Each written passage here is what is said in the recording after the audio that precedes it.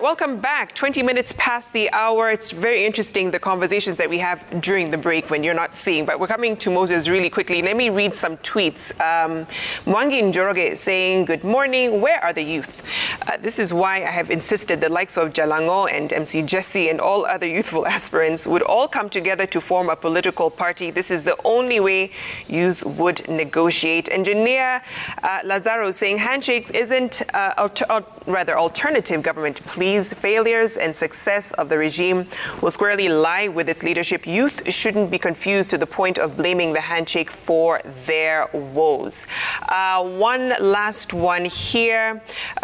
This is from Champions of Europe, Paul Orodi saying, the lawyer is Sharp Suleiman. This is to you.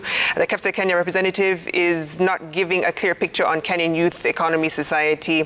Those are theories. Okay, so we'll have you respond to that. But let me come to you, Moses, just in terms of how you feel this is playing out for the youth.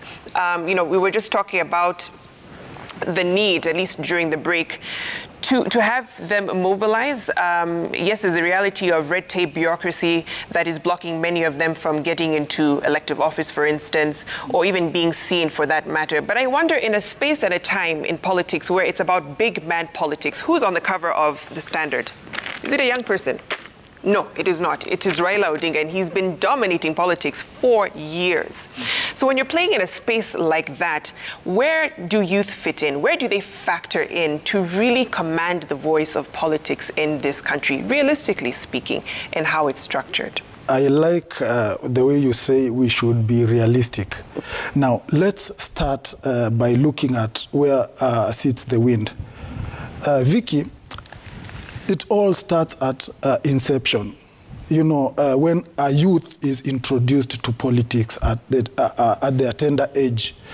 You know, let me tell you something. These older guys in the political scene, they have once been youths. They know how youths think. They know what youths like and what they do not like. But we, as the youth, we have never been old. So we do not know how old people think. And that's how now they take advantage. Now, take, for instance, these different factions. They'll first have, you know, for instance, their manifestos. They'll need youth to push their agendas on social media, you know, all social media platforms. They'll have, you know, social media teams, and they'll all be youths. Now, when a youth is given a job to maybe push a certain agenda on social media, they'll definitely do it as a job. Now, what they are doing now, pushing this agenda and, you know, talking ill of the other political faction, which already has another social media team of youths, they are quarreling now on social media. They are convincing the youths. And that's why youth will never exist as a voting bloc. Because different youths in different factions who are being paid on social media and outside here to go and speak to the youth are convincing different youths. And because youths are human beings and they have independent minds, and some will be lured into, you know, bottom up, others will be, you know, convinced by their Azimio team, others, you know, and so with all that fighting, you know, push and pull on social media, the youth will align themselves with into different factions, and they will never exist as a bloc. Now, after the voting is done and, you know, after people are sent to power, they drop these youths. You know, they have been paying them. Now, after the youths are dropped, they can't see each other eye to eye because of what had been happening during the campaign season. And you can never blame the youths because of this. For this, I mean, because I first told you the older generation knows what the youth think. For instance, they'll say the youths are poor. But the youths, we do not understand. There's a very big difference between being poor and starting life. You know, the youth at 21 is starting life. So you can't expect a 21-year-old to have worked and amassed wealth to be a millionaire. But if you are at 50 or 55 and you have nothing, then we can comfortably say you are poor because you're not starting life. And these are issues that the youth do not understand. So when a youth is 21, 22, 23, and he has no money and is being called poor, they seem to agree that they are poor, not because they do not have money, but because they do not understand that they are just starting life, and you know, getting rich is a process. Right. And so the political class take advantage of this. They give handouts to youth, you know, convince them that you are poor, you know, instill that in their minds, and the youths agree on that. And then the second thing, you know, our Kenyan politics are tribal, and different, you know, people will go to their different backgrounds and try to convince the youth. And that's why I blame the people who are in power, because they tend to even appointments give to people from their tribes. You know, in these government offices, when you go there, you'll find people from the same tribe, like 70%, you know, even talking their mother tongues. And these are the youth who visit these places and try to look for jobs, and they see all this ethnicity, and what runs into their mind, that if a person from my tribe was the president, then in this office I would have found perhaps people of my tribe, and when I'm applying a job, I would at least get a chance of getting this job. So, and then when that youth goes back, trying to tell that youth that don't be tribal, it's hectic. So that's why I always blame the people in power. But all said and done, what the youth need to focus on, you know, everything has to come to an end. And Vicky, I always wish that the youths would one day wake up and understand that the Kenya we are living in is a man-eat-man society, like Mwalimu Julius Nyerere described it. Everyone has to toil, you know, for their very existence. You need to fight for your space. You don't need to sit back and wait, you know, for people to put you somewhere or to push you to be in a certain position. You need to fight. You need to you know, to push, to keep on, you know, fighting for what you want. And if that would, you know, if the youth of this country would understand that is the Kenya we are living today, then I'm telling you the truth, we would see a tremendous change in this country of ours. Take, for instance, Vicky, as I close this, the government, you know, built SGR. Right? And SGR is passing from Mombasa to Nairobi. You know, the government put a lot of money, you know, to put some terminus. You know, a terminus is at Emali, another at Kibwezi. But you look at the youth around those places. Now, what informed the decision of the terminus is that people would use the SGR to, you know, to do business. But what is happening with our counties, even before we blame the national government, you know, the MCAs and the governors there in Lower Eastern, the region that I represent, for instance, Makueni, Kivutha Kibwana, has not come up with any framework that could see the youths of that place, you know, go to their shambas, you know, cultivate and you know, the green grams, ndengu, and try to export using the terminals that, you know, the government has put in Emali, or we've not seen any abattoir in Kibwezi where there are farmers, and you know, we see them bringing their flocks there, their cattle, their goats, you know, the meat being canned and exported through the SGR to other countries. And so you look at all these things and you wonder the Kenya we are living in, and you wonder if the youths are seeing all these things, and you wonder where exactly we are headed to. So the youths need to understand that they need to fight for their space. Nobody is you know, fighting for them. I mean, there's a lot to unpack there. When you think about, and just hearing from all of you, when we say youth, it's such a wide spectrum. You know, so there's the 21-year-old or even 18-year-old who's just getting started. They've just left uni. They're looking for a job. They're tarmacking. And then there's the one who's nearing that end mark, 34 going to 35. And you're wondering, can I even get a lot of these affirmative action programs? And, you know, you have to think through then, let's target the messaging to those different groups, that wide spectrum of youth that we're talking about, right?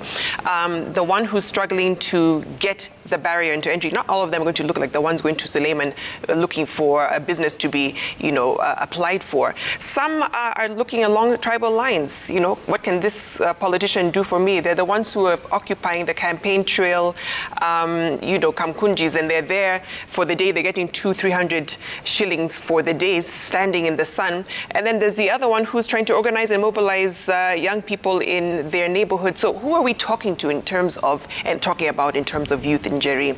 And how do we target each of those along that spectrum of youth to really make sense of what we're dealing with when we talk about young people in this country?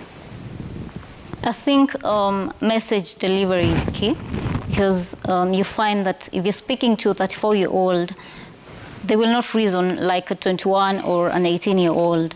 And we have an issue of people saying, you know, this young generation, these young people, they don't listen. I saw a very popular blogger saying that, you know, they're hot-blooded, they want things and they want them right now. And at the end of the day, packaging of the message is very important, because we can all fit in these different spaces.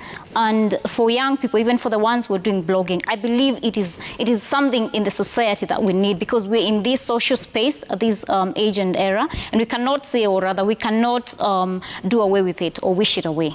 So I think they can engage in different spaces and maybe perhaps where they are at, and also engage in a rich discourse, you know, devoid of personal attacks. My brother Kilonzo has said that, you know, young people insult each other during the political period, and then you find now they are unable to relate, or they are unable to, you know, get employment after that, because at the end of the day, social media is a platform where everybody can see what you write, and people can take a screenshot, and perhaps you apply for a job and go for an interview, and well, voila, you find that, you know, you screenshot there insulting someone in unpalatable manners. So at the end of the day, the message, the way we package it to a 34-year-old is not the way we will package it to a 21-year-old. The needs of a 34-year-old are not the needs of a 21-year-old. You will find that sometimes, and I can't really judge them because I do not want to speak from a point of privilege, you find that the 200 that they're getting that day is the only money that, you know, they're going to maybe perhaps, you know, get food, and we've seen the unemployment levels in this country. So I don't want to speak from a point of privilege, because I've had an education, perhaps I've had, you know, employment, and there are young people in this country in very, very different areas that do not, they're living hand to mouth. They don't know how they're going to build their future. They're not even thinking about opening a business because they don't even have the capital for that. So I think we have to look at the broad spectrum and know that this is how we can approach a 34-year-old. A 34-year-old is capable of, you know, perhaps maybe now organizing, the way my sister was saying, organizing the youths and rallying them and talking to them, because the younger generation will look up to them. But if we judge them and if we place them in, you know, one basket, then it will be chaotic.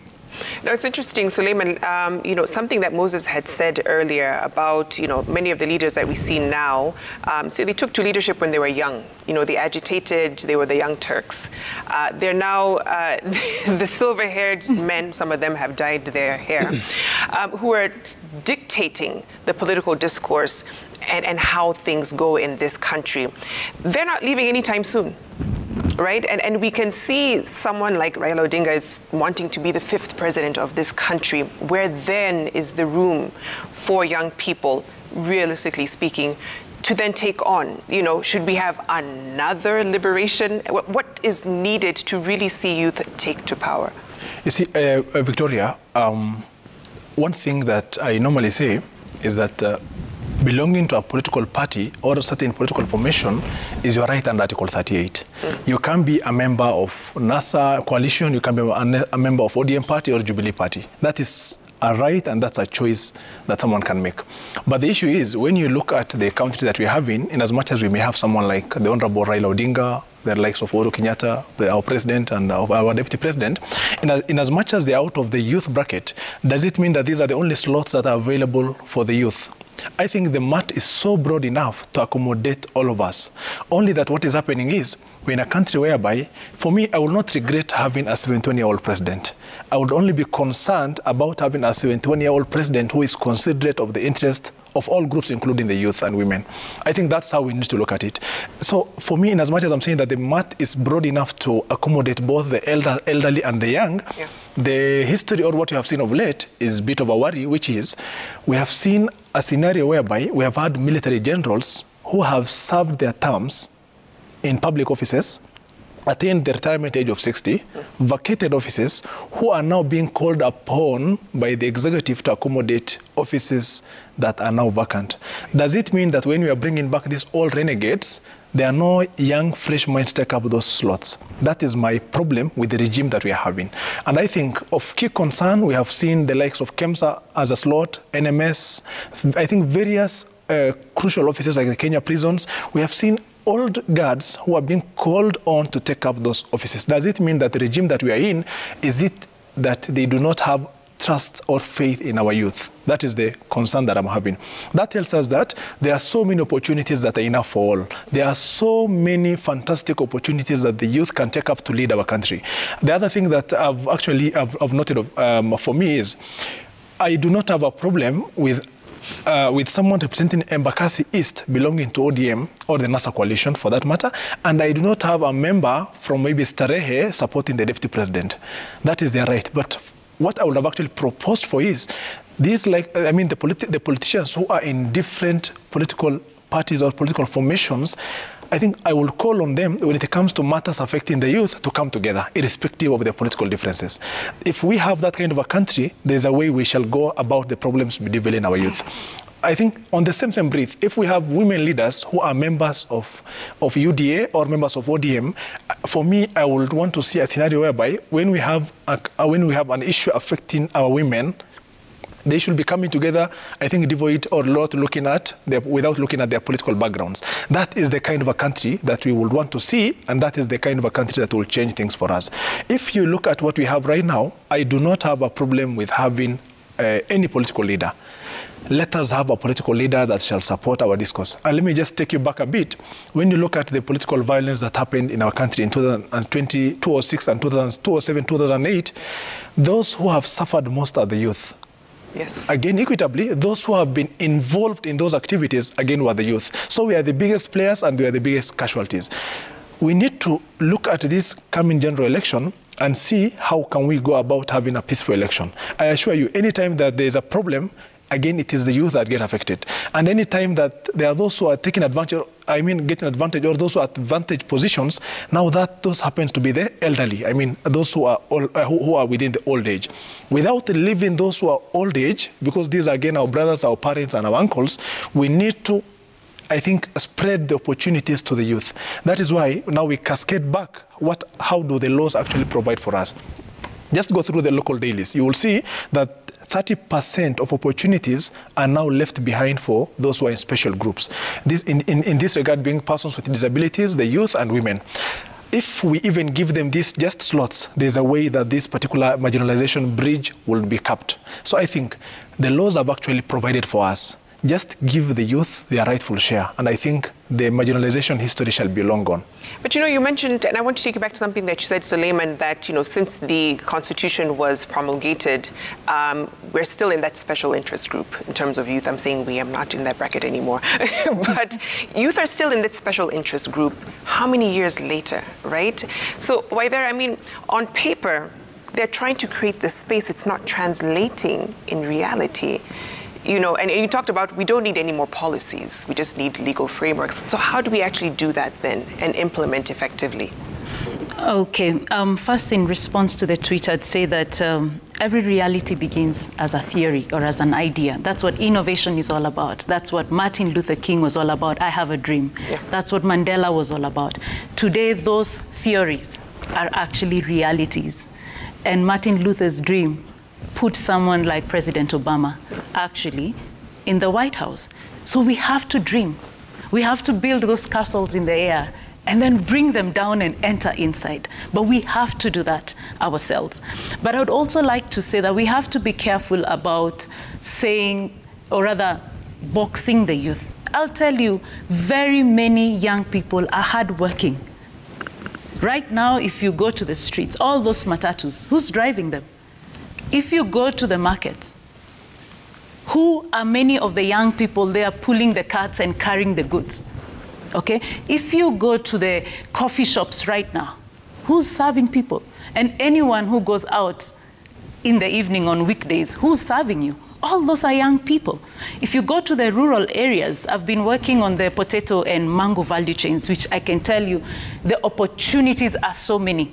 There are so many. The question is, will the legislative and regulatory frameworks enable young people and every other Kenyan to take them up? Young people have organized themselves into agribusiness networks. Makueni has an agribusiness network. Nyandarua has an agribusiness network.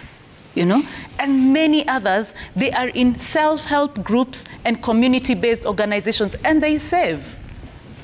You know, they save and they are growing. So when you actually go to the ground, you will find many of them who are thriving, you know, and they can act as role models for the others. The challenge is, and here are the numbers, you've got the public and the private sector jointly employing about 3.5 million, and it's been like that for almost 2 decades.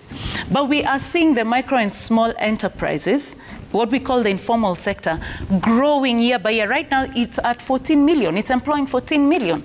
Most of them, 83% of them, and this is the National Bureau of Statistics, 83% of them are micro enterprises. Now, if 1 million youth, according to the government, are getting into the labor market every year, forcing them to become necessity entrepreneurs, that explains why then you would have one of the reasons why the informal sector is growing at that rate, which means that this necessity entrepreneur, if the legislative and regulatory framework is enabling for them, can actually formalize, and those businesses grow to create employment even for more youth. So what we are saying is, for that to be able to happen, there is need for organization among those who are thriving. If you go to KIRDI, which is the Kenya Industrial Research Development Institute, right?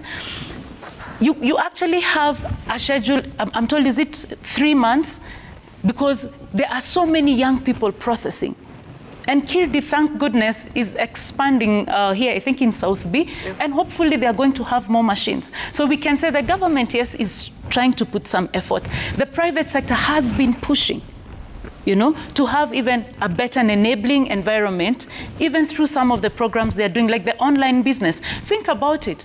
The majority of the businesses that are cloud businesses, Instagram, those are youth businesses. Yeah, they don't have, and to be honest, they have even closed many stone and mortar businesses. Why? Because they're offering more affordable pricing. So we cannot say that youth are suffering and that all the youth, you cannot box. There are those, yes, who are struggling, and yes, for political reasons. But there are those who are thriving because they have found a way of coming together. So how do we get youth leaders and young people in business to ensure that they are promoting regulatory and legislative, you know, frameworks that actually support and move the youth, as Suleiman has said? They need to stop being special interest, you know, because again, the word marginalized, this is not a good psychological word. Honestly, you're sitting down and you're telling yourself, I am marginalized, you know. But we need to hold ourselves accountable and ask ourselves, how are we going to get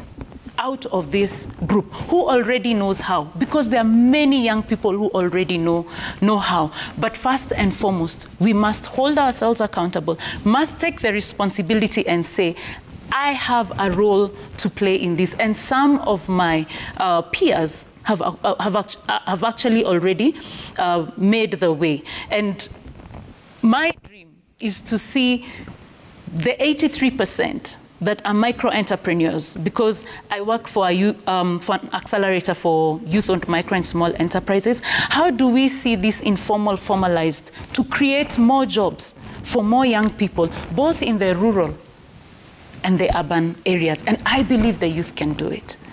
No, it's interesting. You mentioned this idea of necessity entrepreneurs, and it makes me think about generally the shelf life for most small businesses in this country. It's what, 3 years, and then they fold. And you're wondering, so why is that happening? The regulatory framework. Exactly. You know, how do we then ensure that they're able to go past that threshold of the 3 years and thrive, formalize, and create employment? But Jerry, I want to kind of move to a different kind of talking point. I remember I had a conversation some time back with Tom Wolfe, and he said, you know, he had done some, and he works with TIFA, the research company, and they had done, you know, a poll asking Kenyans, so what motivates you to vote? What actually puts you in the queue on election day?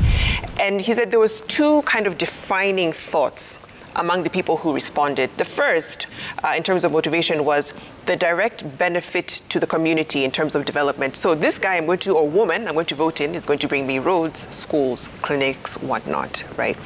The other end or economic opportunities like jobs. The other end of it was they will fight for my rights, right? So there'll be some form of community rights and justice. This is a leader who really cares about ideology and what affects our heart and minds. When you look at the youth, and at least those that you interact with, you're running for office and you're thinking about their motivations, for instance, to vote for you and how to speak their language, you know, what do you feel needs to be spoken? And I raise this question because, you know, during the last IEBC voter registration, very low turnout, you know, and people are wondering, is this voter apathy among the youth and young people in our country? But in your view, what motivates the young people today? What will get them to the ballot to vote for more who look like them and have their interests at heart? I can confirm that, yes, we're going to have serious voter apathy because even in my home county, because I did some roundups just checking how the IEBC officials are doing, and it was very, very disappointing to learn that young people do not see the need to actually come out to vote on 9th of August, especially the bracket between 18 and 24. They feel that this country has taken a direction that they no longer care anymore. They feel they cannot trust politicians. They feel that even I, as a young person, like my brother said, you know, we have accused young politicians of going into political offices and just becoming like, you know, the people that they were actually fighting against. And I believe sometimes the system is so corruptible that you try fight against it, you know, you get swallowed in between. It's like swimming in an ocean. I go to the ocean, I just get lost in between. So at the end of the day, young people, what motivates them to vote is direct impact into their livelihoods. They do not care about, you know, the policies that you're going to implement or the rights that you're going to be fighting. They want something on the table. They want to know how is it going to impact me? If I vote for you today, is it going to change my life? Is it going perhaps to ensure that I get a job? And you see, that is the tricky bit about it, because for the position that I'm vying for is a women representative,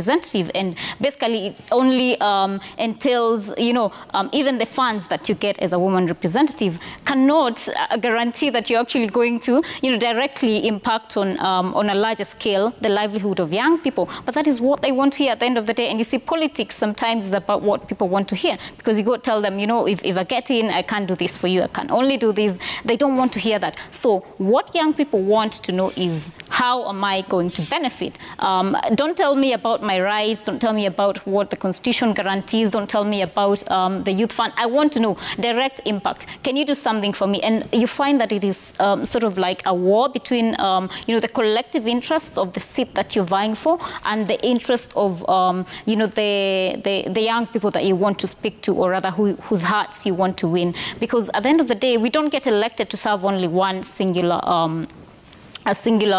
strata. You know, we get elected to serve collective community, right? But young people feel that they don't think that they can trust politicians anymore, which is quite unfortunate, because voting is a very crucial, is a very essential factor, and it's going to impact on their education, it's going to impact on their job employment, it's going to impact on legislation. It is all these things that come together, and it is unfortunate that they just care about direct interests. No, I mean, you raised something really important, because even yesterday when I was in Kayole, and it was a meeting where they had brought together the local MCA, MP, and, you know, constituents who were raising very tough questions and asking of their leaders, look, we put you in 2017, right? We still have open sewers. Our clinics, the patient-to-doctor ratio is really, really poor. So what exactly are you telling us when you're asking for my vote again, and the circumstances in my neighborhood have not changed? You know, Moses, when you're thinking about that, you know, and for youthful leaders who they could be using this as an opportunity to say, hey, look, the last guy or last lady didn't do anything for you. So here is what I pledge, because all you can give is pledges at this rate, to do in the next 5 years. Building that trust when you don't have a track record just yet, you know, and you're coming into the political space trying to vie for people's votes. How do young people do that effectively? And I tie that to another question that I keep seeing in the tweets, people asking, should youth then mobilize and come together to create their own political party? Is that the answer? But let me put those two questions to you. Okay, first, let me tell you something, Vicky. Politicians and photos have a similarity, that they all have backgrounds. But some politicians are like edited photos. They do not have background. And youth need to be careful about that. Yeah. Because you cannot purport to be a leader, then in your life you have done nothing. Like even when you're not in leadership, you've done nothing. There's absolutely nothing you've ever done to your community. Then it means you're not a leader. You just want to be in that position. So youth need to interrogate that. And I want to confirm that from ancient days, youths hold the solution to this country, to the world, to their communities, to wherever they are. I am a Christian, and you know, I was brought up by the Bible.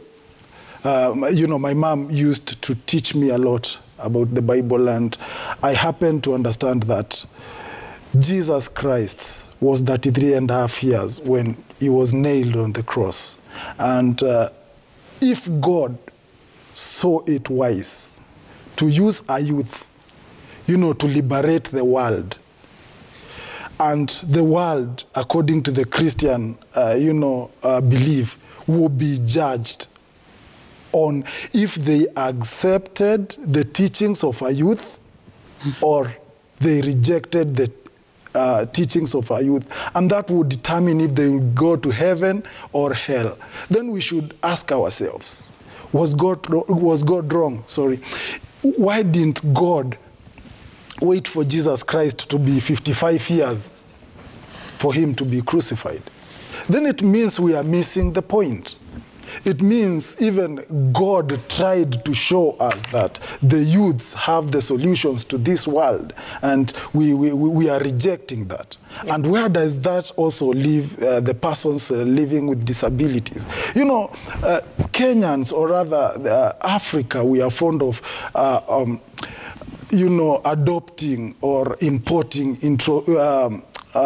retrogressive cultures. You know, the culture of people living with disabilities sitting on the streets and begging was never there in our traditional African society. It existed elsewhere. If you read history books, and that's why I keep on telling the youths that if you do not read history, if you do not about your history, then you'll never go far. If you read history books, you'll see this culture in other places. You will see even Peter and John in the Bible entering the beautiful gate. They found a physically challenged person begging outside there. That was not there in our traditional African communities. You know, the physically challenged were held in high esteem in our traditional African community. You know, they used to foretell and foresee things, and this is depicted in all the narratives that were created by our forefathers, you know, to try and teach the coming generation of the importance and the place of people living with disabilities in our community. And we happen to be part of now the quote-unquote coming generation. Yeah. Because I know for a fact, and there's a story I told previously on this set, and many people followed me on social media to try and elaborate that. And I promised when I'll be again on Citizen TV, I'll elaborate that. There's a story about physically challenged persons that exists in almost every African community. Mm-hmm. It's a story of a visually impaired person. You know, there was a giant in a certain village. You know, the giant used to come and kill all the men in that locality and swallow every man. And men were afraid, and they would try to pursue the giant, and the giant would again kill them. And there existed a one mono-eyed, you know, youthful in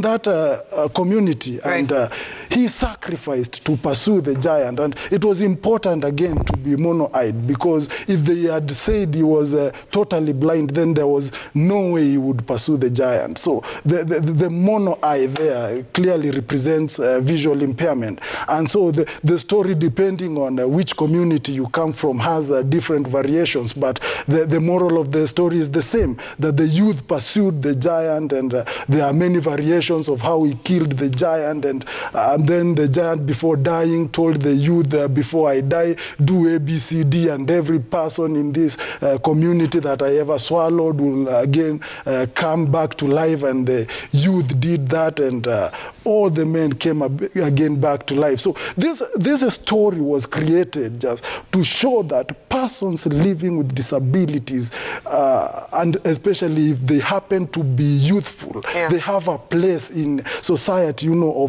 of you know, bringing solutions to matters that, you know, affect the community. Certainly. And we have to create that space, you know. That's why diversity, inclusion are extremely important. You know, according to one of the tweets here, integrity, insight, and inclusiveness are the three essential qualities of leadership. But we need to wrap up really quickly. I want to get just closing thoughts from each of you. If we can, 30 seconds to a minute, to give your thoughts on just moving forward. So we're in an election year. It is high stakes. And we know just different groups, politicians are jostling for position. They know what this election means this year. How do youth position themselves to take advantage of this opportunity? So I'll start with you right there, and then we'll finish off with Moses. How can the youth position themselves? I don't think there is one response to that question, but I believe that the youth should see themselves as a David that can slay any Goliath that comes their way. Indeed, there is no challenge that is insurmountable if you have got the right attitude, and if you are willing to be patient, to persevere, yeah, you know, and be willing to pursue relentlessly. And this being an election year, of course, we have to also promote peace, peace, peace. The campaign must be peace, peace, peace. And so, of course, KEPSA has launched Mkenya Daima, the Mkenya Daima initiative, with a campaign call that ni wajibu wetu, na nitatenda wajibu wangu. Each and every one of us must promote peace. And peace, as we said at the beginning, is not the absence of war. It is a state of mind. So we are hoping that at the end of the day, we will have peace in order for us to continue working towards the prosperity of the land. And of course, something that's really, really important is that civic education is important. If every one of us put it as each one reach one, yeah, you know, speak to one other person about the importance of peace and the importance of an enabling environment to ensure that we can continue pursuing our economic and social aspirations. At the end of the day, every generation will suffer a challenge. But that challenge is actually what they are meant to achieve. It just poses as a challenge. What I would say is that there is no limit to what one can do if they can envision it. We have to believe in ourselves. Suleiman? I think what I would say is that come the 23rd of March this month, we expect the list of nominees of political parties to be submitted. We expect to find a lot of youth faces there. This is a very crucial time for the youth. We are facing a stage whereby the nomination exercise shall be undertaken, because I think the way the nomination exercises shall be undertaken shall be a reflection of how the next parliament, in a way, shall be formed. So I think from the county assembly levels to our National Assembly and Senate, this is a very crucial moment for the youth to see how they can make applications as aspirants, to see who they can vote for during nomination exercises, and this is a very crucial exercise that we shall be having at this particular time. Again, my other message is to the civil society organizations and crucial private agencies to again initiate the aspect of having public barazas to audit what these politicians have done. I think initially we have had a very fantastic civil society organization which have the civic space, which has now shrunk, unfortunately, that used to organize for crucial public barazas, that used to have bunge la wananchi, whereby the people could come together, give their views of certain political leaders. And I think that was one of the ways of measuring how someone has performed. It is about auditing who we have elected over time. This is another opportunity that the Constitution has again given us to audit who we have elected. And again, this is a very fantastic opportunity, right from the nomination exercise up to the general election, to have a good youth population in our parliament and in our county assemblies. All is not lost despite the ugly situation that we are in.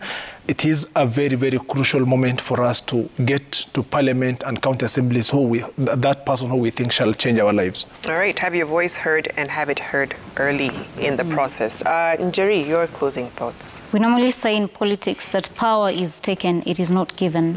And I call upon young people to fight for their space and know that they deserve it. It is not a matter of privilege. They do deserve those spaces. And major political parties in Kenya, we're going to have nominations next month, and I'm calling upon them to ensure that they have systems in place to ensure that young people have an equal chance at getting those nominations. And at the end of the day, young people should step from the shadows. They either partake in the table or they lead the rebellion that we need to see change in this country. All right, Moses, last word goes to you. I would like to talk to all political parties in Kenya.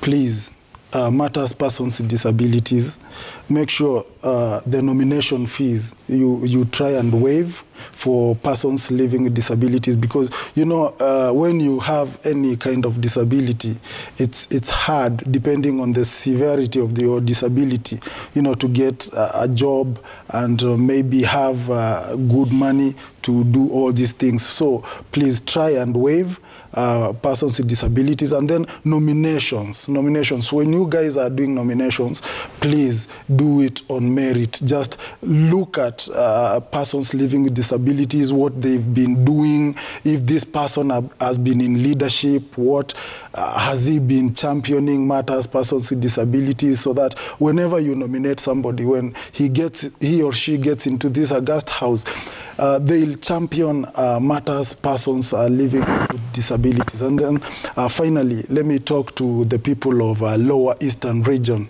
where I represent, you know, and more specifically, I'll narrow to Machakos County as we head into this electioneering period. I know people of Machakos County, we have a very big challenge, because you know what has been happening politically down there. But today I'll be in Mavoko constituency at the river. I'll be talking to people there. I'll be giving them the direction, because you know, as a physically challenged person, and this is very important to mention, Vicky, especially the visually impaired, we have instincts. Sometimes I even sit down with my friends and instinctively tell them that somebody so-and-so is coming here, he'll do ABCD, don't do this because they want this. I can even sit here instinctively and tell you who will be president 2022, but I won't do that. Because some people... I was waiting for you to actually mention a name. No. Some people will be on my neck lynching me.